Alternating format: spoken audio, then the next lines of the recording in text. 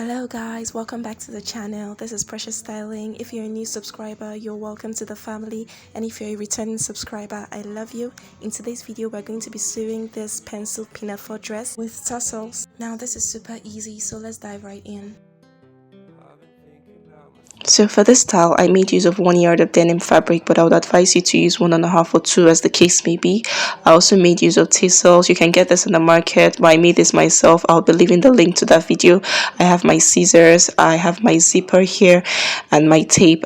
The length of my fabric is by 60 inches, and like I hinted earlier, I have limited amount of fabric. I realized that on the horizontal plane the fabric is rather taut, but on the vertical plane it has a bit of stretch to it, so I'm just going to be cutting everything along the vertical plane. Because I want my lines to be visible, I'll be using a regular chalk instead of a tailor's chalk. Now I'm assuming this line to be my underbust line, and I'll be going down from my underbust to mark my waist, and I added 1 inch to the top because I'll be using that to hem the top of the skirt. I'll mark on both sides and I'll roll a line. I want the skirt to go a few inches below my knee, so from the underbust line to the total length of the skirt I would mark 32 inches, and I'll do that on both sides and roll a line. So we'll come to the waistline here, and then we'll determine our nipple to nipple measurement. My nipple to nipple measurement is 8.5, but approximately 9 divided by 2 is 4.5, and I'll mark that there. And we're going to create our darts. I'm going to go down by 5 inches from my waistline, and I'll draw a straight line there. So let me just make notation so we don't miss a thing. This right here is my waistline, and the top there is my underbust line. To take our waist dart, we're going to come out by 0.5 inch on both sides of the dart lines and connect that with a ruler. Now we're going to mark other horizontal lines, and the first is our hip depth. My hip depth is actually 9 inches, and I'm going to measure 9 inches from my waistline, and I'm going to mark that on both sides and roll a line. The measurement from my waist to my knee is 24 inches, and I'll be marking that on both sides and connecting it with a ruler. So this is my knee line, this is my hem line, and this is my hip line. So let's go on and take our body measurements. My waist divided by 4, I marked that there, and I'm going to replace the darts we took earlier, which is 1 inch, and I'm going to add 2 inches allowance to the waist of the skirt. Now we move to the hip line. My hip circumference divided by 4, I'm going to mark that there, and I'm going to add 2 inches as allowance. So the 2 inches actually falls at the edge of the fold, so that is fine. To the knee line, I would come in by 1.5 inches. This depends on how penciled you want your skirt to be. I want mine to be a little bit penciled, so I'll come in by 1.5 inches, and I would mark same 1.5 inches on the hem line, and I'll connect both dots together. So right now we're going to connect all the points we've marked in lines and curves. To the underbust line, we're still going to take our nipple to nipple measurement of 4.5, and we're going to extend the dart line from the waist to the underbust line. If you remember your basic bodice pattern, you realize that the dart usually starts from the bust point. So I'm just putting this pattern paper underneath the fabric.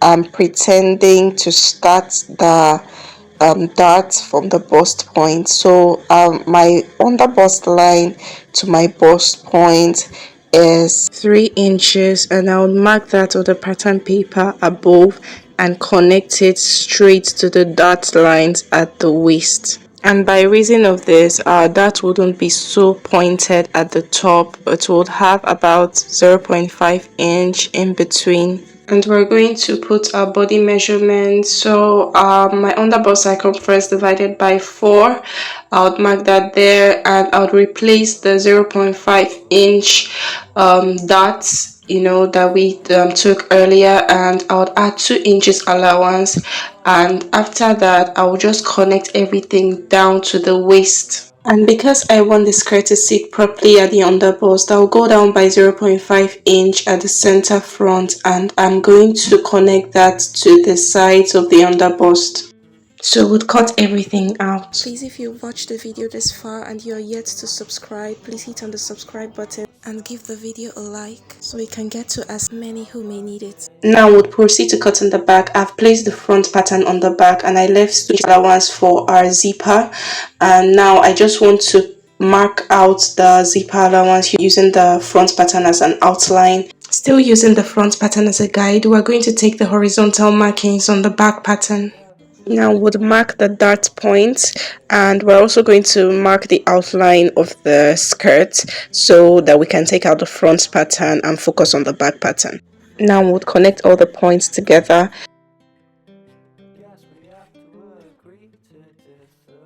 Placing the front pattern on the back pattern, we're going to cut all our measurements out.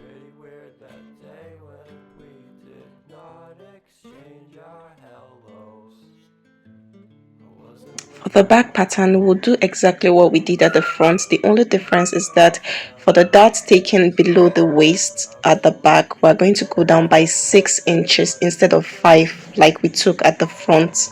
Please pardon the fact that I'm not really explanatory with this back pattern. However, if you want to see a detailed tutorial on how to draft a basic skirt pattern, you can check the link in the description box. Back to the skirt, I'm going to close up the darts of the front and back pieces of the skirt, and I'll just be pinning this down and taking it to the sewing machine to sew it down. I have closed up my darts and this is how it looks at the front and the back, and I pressed open the seams at the front and the back. Now is the time to place our zipper, so I'm just going to turn it to the back, and I want my zipper to end 1 inch above my hip line. Now the slit height is up to you, but I want mine to be 7 inches above my knee. Now we'll stitch from one point to the other and then we'll fix our zipper. I have fixed my zipper as you can see, and this is how it looks at the back. I will just serge all the frayed edges when I'm done. Now you can see the slit, how the slit looks like. And I also secured the slit by running crisscross stitches so that it doesn't lose. Now we'll place the front piece on the back piece and we'll begin taking our body measurements in order to shape up the skirt to our size. After this, we'll take it to the sewing machine and stitch it down. As it is, I've shaped up the skirt and I'm going to be using this bias tape to turn the raw edges inside. So I'm going to align it around the circumference of the under bust and I would sew it down and turn it inside, and I'll show you the result. As you can see, I have folded in the 1 inch allowance I gave at the top of the skirt inwards with my bias tape. So after cutting my fabric, this is what I have left, and this is what I will be using to make my ruffle straps. Now this fabric is 4.5 inches wide and I'm going to be measuring 28 inches on the length, and after measuring both parts I'll cut it out and split the fabric into 2, and each part would represent a strap.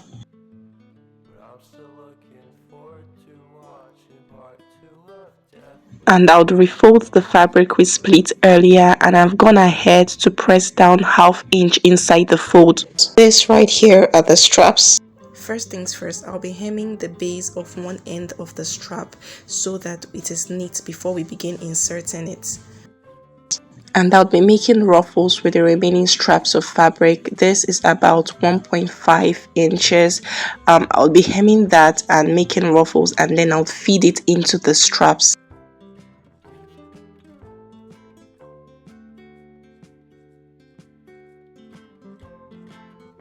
And this is what I mean. After pleating it, I pinned it along inside the strap and I made ruffles as I went along.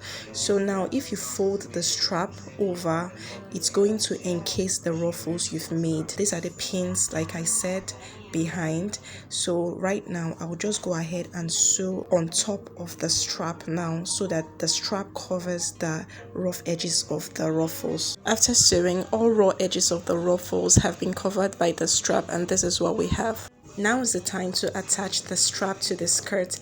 You just decide wherever you want your strap to be. If you want it to be far apart on your shoulder, you can do that, but I just want mine to be at my dart line, and I want it to be same at the back. Also, I'm going to place the strap at the dart line at the back, and I'm going to go to the sewing machine and sew it down. Right now, this is what I have stitched it down both at the darts, okay, and all that is left is to attach your tassel to your skirt. You can just form any pattern you want. And we've come to the end of the video. Please, if you're yet to subscribe to the channel, hit on the subscribe button, give the video a like, and I'll see you in the next one.